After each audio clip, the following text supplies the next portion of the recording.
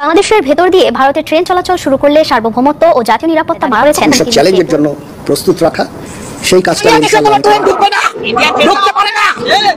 বর্তমান সংসদ সদস্য এবং সাবেক ভূমিমন্ত্রী সাইফুজ্জামান চৌধুরী বিদেশে 200 মিলিয়ন বা প্রায় 3000 কোটি টাকা অজগরের মতো দৌড়াইয়া ধরি না, তবে আমার পেছের মধ্যে যদি কোনো দুর্নীতিবাজ বা কে যে পড়ে তারে আর আপনি বাঁচাইতে পারবেন। সম্মানিত বিয়াস, আসসালামু আলাইকুম। দেশে এবং প্রবাসে, দূরে এবং কাছে যে যেখান থেকে আমার এই ভিডিওটির সাথে সংযুক্ত হয়েছেন সকলকে আন্তরিক শুভেচ্ছা ও অভিনন্দন। সুপ্রিয় দর্শক শ্রোতা, শুরু থেকে সংবাদ শিরোনাম দেখেছেন, এখন দেখাবো বিস্তারিত। প্রিয় দর্শক, আজকের এই ভিডিওটি দেখার জন্য যারা প্লে করেছেন সবাইকে অনুরোধ করব ধৈর্য সহকারে আজকের এই ভিডিওটি কন্টিনিউ করবেন, কারণ গুরুত্বপূর্ণ কিছু ভিডিও আছে এবং গুরুত্বপূর্ণ কিছু তথ্য আছে আজকের এই ভিডিওতে। প্রিয় দর্শক, আপনারা শুরু থেকে স্ক্রিনে দেখতে পাচ্ছেন শুরু থেকে যে সেনা সদস্য উনি বলছে যে বাংলাদেশের উপর থেকে কখনোই ট্রেন লাইন যাবে না ইন্ডিয়ার।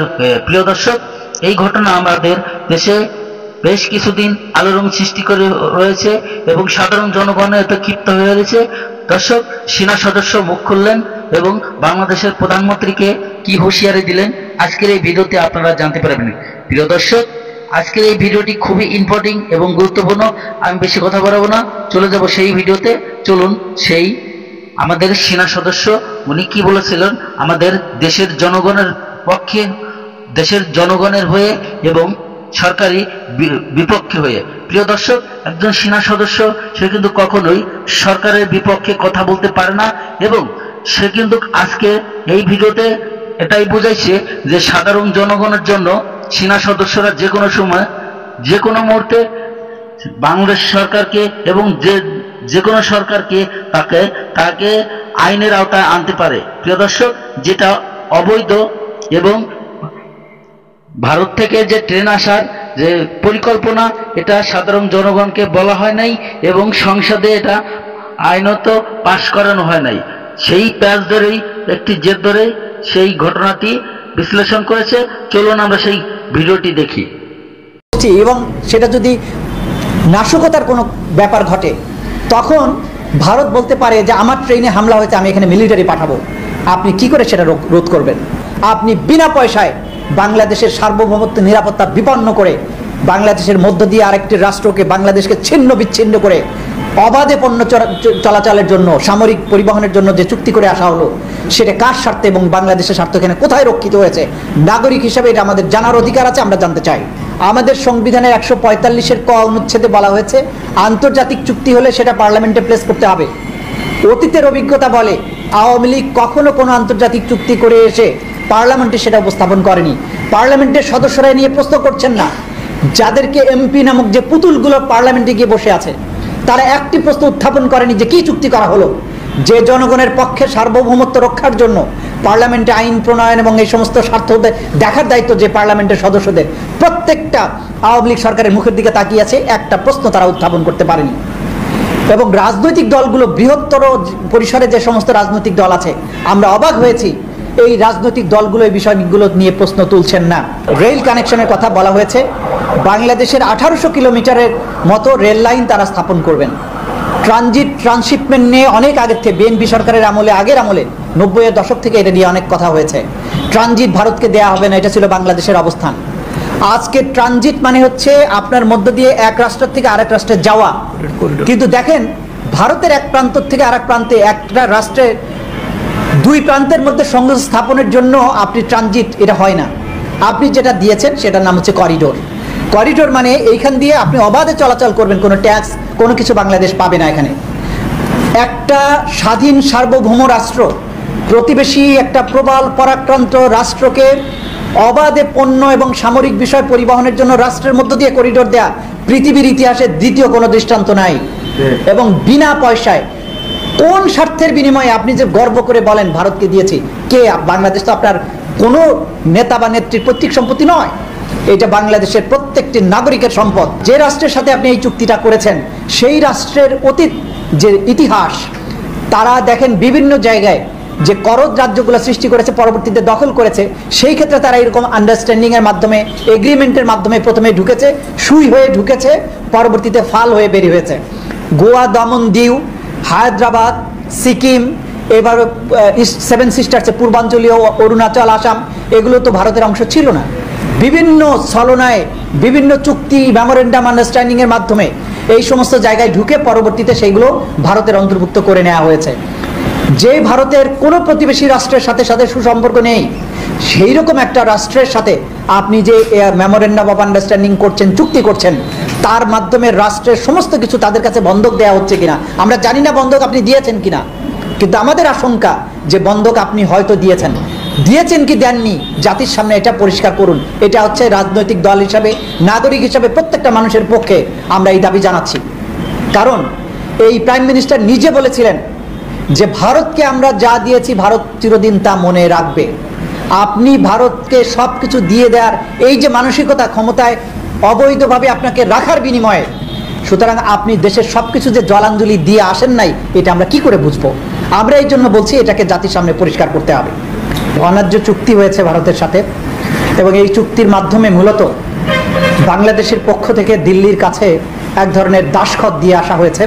মিডিয়ার মাধ্যমে আমরা জানতে পেরেছি যে আমাদের এই যে বর্তমানে প্রধানমন্ত্রীর পদ দখল করে আছেন যিনি, যারা একটা অবৈধ নির্বাচনের নামে প্রহসনের মাধ্যমে রাষ্ট্র ক্ষমতা জবরদখল করে আছেন, তাদের একটি ডেলিগেশন দিল্লিতে গিয়েছিল এবং সেখানে 10টি মেমোরেন্ডাম এবং চুক্তি, শুধু সবগুলো চুক্তি না, সবগুলো আবার MOU না, স্বাক্ষর করে এসেছেন। তার মধ্যে 3টি হচ্ছে পুরাতন চুক্তির নবায়ন আর 7টি নতুন করে করা হয়েছে।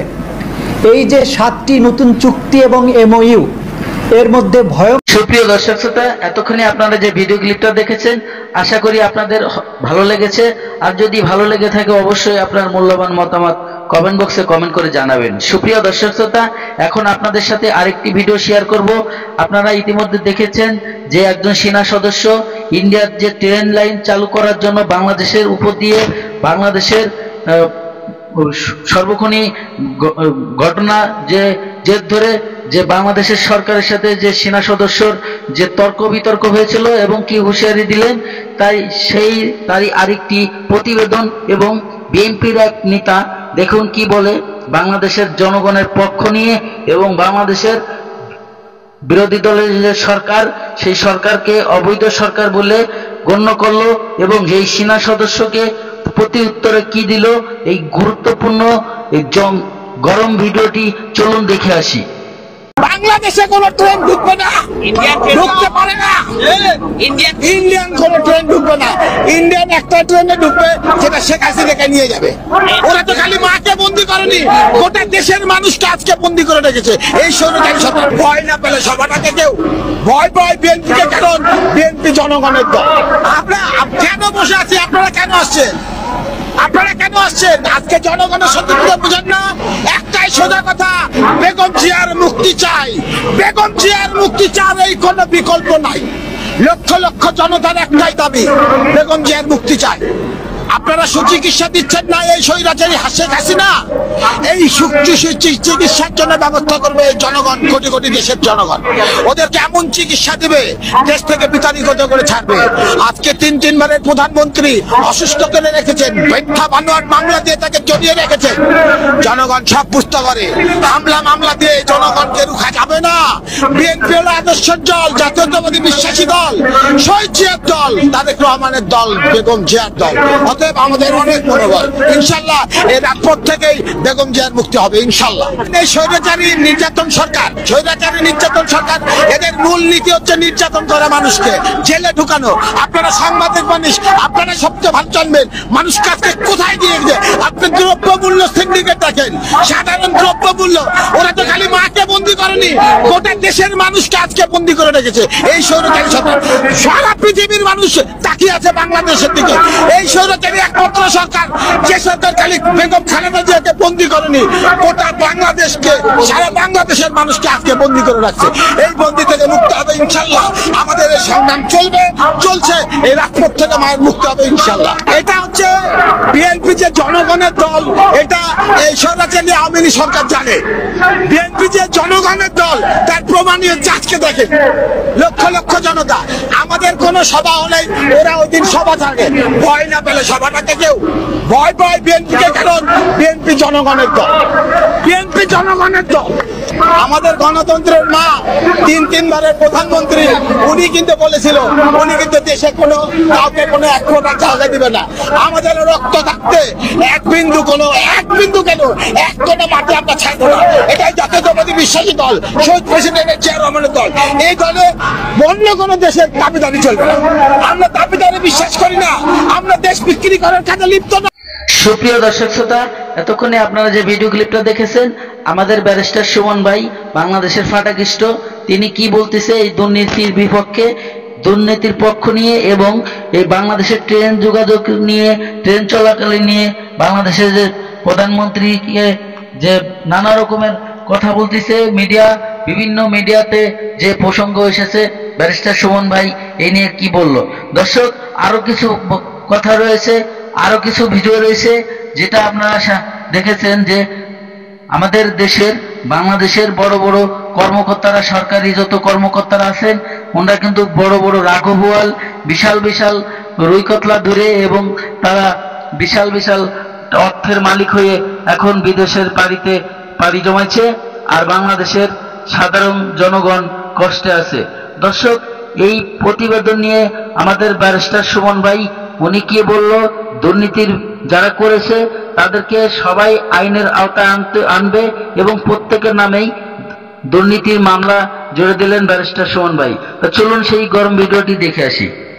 আমরা ওনাকে এত বেশি ভালোবাসি, এটা শুধু বৃষ্টি কেন, জ্বর কেন, এটা যদি এখানে জলোচ্ছ্বাসও আসে তখনও আমরা হাজার হাজার মানুষ দাঁড়িয়ে যাব এবং প্রয়োজনে রক্ত দিয়ে আমরা জীবন দিব ওনাকে। কারণ ওনার মতো মানুষ, আমি রায়হান মারা গেলে কিছু আসে যায় না, কিন্তু ওনার মতো মানুষ সোনারঘাট, মাধবপুরে এবং বাংলাদেশের জন্য বেঁচে থাকা উচিত। আপনাকে যদি বুকের ভিতরটা দেখাতে পারতাম তাহলে বুঝতে পারতেন যে আমাদের সোনারঘাট মানুষের তথা সারা বাংলাদেশের মানুষের বুকে কি বলছে। মানে সারা বাংলাদেশের মানুষের বুকের ভিতরটা যদি আপনি দেখতে পারতেন তাহলে বুঝতে পারতেন যে মানুষের কতটা কষ্ট। প্রধানমন্ত্রীর কাছে আমার একটি আহ্বান, উনি যেমন দুর্নীতিবাজকে পছন্দ করেন না, আমাদের এমপিও কিন্তু কোনো দুর্নীতিবাজদের পছন্দ করেন না। উনি নিজে দুর্নীতি করেন না এবং কোনো দুর্নীতি, উনি কিন্তু একটি কথা বলেছেন যে আমি নিজে মাল বানাইব না, অবৈধ পথে কাউকে মাল বানাতে দিব না। তো প্রধানমন্ত্রীর কাছে আমার একটাই অনুরোধ যে বঙ্গবন্ধু সোনার বাংলা গড়ার জন্য কিন্তু সোনার মানুষ দরকার। ব্যারিস্টার সুমন ভাই হচ্ছেন এরকম একজন সোনার মানুষ, ওনাকে যদি বাঁচিয়ে রাখেন তাহলে আমি বিশ্বাস করি বঙ্গবন্ধু যে সোনার বাংলা স্বপ্ন দেখেন, ওনার মাধ্যমে এই সোনার বাংলা একদিন হবে। ভালোবাসা কখনো প্রকাশ করা যায় না, ওনাকে আমরা অন্তঃস্থল থেকে ভালোবাসি।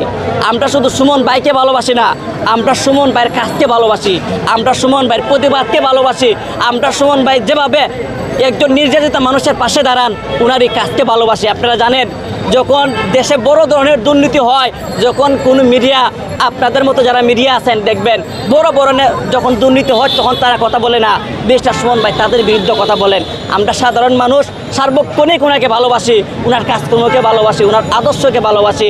আপনাদের মাধ্যমে আমরা সারা দেশকে জানিয়ে দিতে চাই, আমরা যেন ওনার আদর্শকে ধারণ করে ওনার মতো যেন আমরা সৎভাবে থাকতে পারি, তার জন্য আমাদের সবার জন্য দোয়া করবেন। তো আমি তো দেখি নাই যে কোনো এমপি নিজে কাজে নেমে যায়, এরকম আমরা ভাগ্যবান, এরকম একজন সৎ এবং যোগ্য এমপি পেয়েছি যিনি নিজে কাজ করে কর্মীদেরকে উৎসাহ দেন।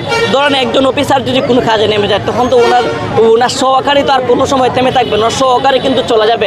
আমাদের ভাগ্য ভালো, আমরা একজন তরুণ এমপি পেয়েছি, উনি যে জায়গায় দেখেন সমস্যা নিজে নেমে কাজ করেন। আপনি দেখবেন যে কয়েকদিন আগে যে মসজিদে বন্যা হয়েছিল, একটি ব্রিজের নিচে একটি গাছ পড়ে রয়েছে, এই গাছটি কিন্তু উনি গাড়ি থেকে নেমে ওনার শুধু মানে যে পোশাক ছিল এই পোশাক পরে উনি নিজে হাতে এই গাছ কাটার জন্য, কিন্তু আপনারা হয়তো ফেসবুকে ভিডিওটি দেখেছেন মনে হয়, মানে উনি হচ্ছেন এরকম এমপি যিনি কথায় নয় কাজে বিশ্বাসী।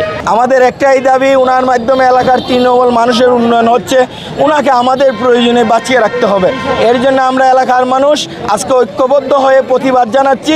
ওনাকে কে বা কারা চক্রান্ত করে ওনাকে প্রাণনাশের হুমকি দিয়েছে এবং এই হুমকি কিন্তু ওনাকে সরাসরি শুধু ওনাকেই দেয় নাই, এটা ওই আইন শৃঙ্খলা বাহিনীর মাধ্যমে মেসেজ দিয়েই কিন্তু ওনাকে দেওয়া হয়েছে। সুতরাং এখানে আমাদের ভয়টা বেশি যে এতদিন পর্যন্ত আইন শৃঙ্খলা বাহিনী কেন, কে বা কারা যারা হুমকি দিয়েছে, কেন এতদিন পর্যন্ত তাদেরকে ধরতে পারে নাই বা আইডেন্টিফাই করতে পারে নাই, এখন পর্যন্ত কেন আইডেন্টিফাই করতে পারলো না? এটাই হচ্ছে আমাদের সবচেয়ে বড় প্রতিবাদ। আর একটা জিনিস হচ্ছে, আমরা মাননীয় প্রধানমন্ত্রীর কাছে বিনীত অনুরোধ জানাবো যে উনি হচ্ছেন বঙ্গবন্ধুর সৈনিক এবং এই দেশের মানুষের মেহনতি মানুষের কল্যাণে কাজ করছেন। সুতরাং ওনাকে বাঁচিয়ে রাখা আপনারও দায়িত্ব, রাষ্ট্রের দায়িত্ব, সমাজের মানুষের দায়িত্ব, প্রত্যেকটা মানুষের দায়িত্ব। বিগত দিনে উনি বড় বড় সন্ত্রাসী এবং দুর্নীতিবাজদের বিরুদ্ধে উনি কিন্তু মুখ উন্মোচন করতেছেন এবং বিভিন্ন সরকারি বড় বড় কর্মকর্তার বিরুদ্ধে উনি মামলা করতেছেন যে কেন এই রাষ্ট্রের সম্পদ তারা এককভাবে অবৈধভাবে দুর্নীতির মাধ্যমে তারা কুক্ষিগত করলো, এগুলোর বিরুদ্ধে উনি প্রতিবাদ করতেছেন এবং মামলা করতেছেন। এবং আমরা যেটা চিন্তিত, উনি যেভাবে এই দেশের মানুষের কল্যাণে সন্ত্রাসীদের এবং দুর্নীতিবাজদের বিরুদ্ধে কথা বলতেছেন, ওই তারাই হয়তো ঐক্যবদ্ধ হয়ে নীলনকশা অঙ্কন করতেছে যে ওনাকে যদি এই দুনিয়া থেকে বিদায় করে দেওয়া যায় তাহলে। প্রিয় দর্শক, ধৈর্য সহকারে যারা আমার এই ভিডিও ক্লিপটা দেখেছেন আর হয়তো বা আপনাদের ভালো লেগেছে, আর যদি ভালো লেগে থাকে অবশ্যই আপনার মূল্যবান মতামত কমেন্ট বক্সে কমেন্ট করে জানাবেন। এবং ভিডিওটি যদি ভালো লাগে, চ্যানেলটিকে যদি সাবস্ক্রাইব করতে মন চায় অবশ্যই সাবস্ক্রাইব করে রাখবেন পরবর্তী ভিডিও পাওয়ার জন্য। দর্শক, আজকের মতো ভিডিও থেকে বিদায় নেব। সবাই ভালো থাকবেন, সুস্থ থাকবেন। আল্লাহ হাফেজ।